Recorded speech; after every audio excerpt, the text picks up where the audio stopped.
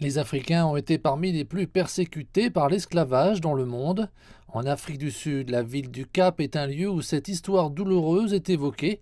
Plusieurs millions d'Africains contraints à l'esclavage ont débarqué en Afrique du Sud au fort de Bonne-Espérance.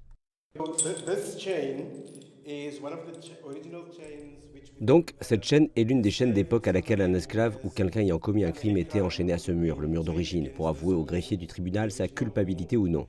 C'est donc dans cette chambre de torture qu'on devrait obtenir un aveu de culpabilité ou de non-culpabilité de leur part. Il y avait donc cette chaîne, mais la pire d'entre elles est probablement celle-ci. Un système la faisait descendre et on y enchaînait le prisonnier, tête en bas et pieds en l'air, ainsi pendu, le sang s'accumulait dans la tête. Ces salles de la loge des esclaves sont aujourd'hui devenues des lieux d'exposition mettant en scène les atrocités commises par des colonialistes et des maîtres d'esclaves contre des esclaves.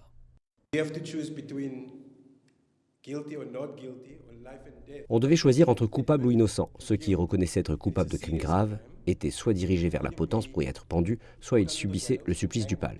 Vous savez ce que c'est. La victime était empalée jusqu'à ce que mort s'ensuive. Les vautours de la montagne de la table s'approchaient alors et observaient la personne empalée en attendant sa mort. C'est horrible ce que tous ces gens ont subi, en particulier les esclaves.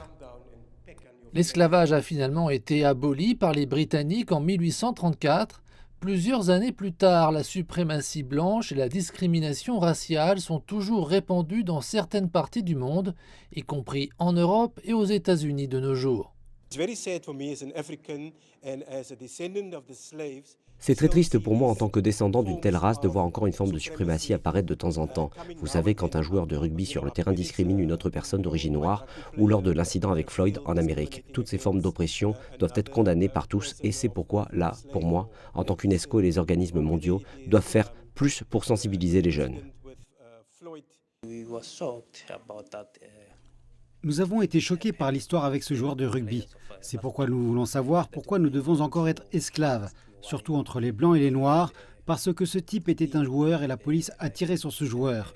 Peut-être par erreur, sans savoir pourquoi, on lui a tiré dessus.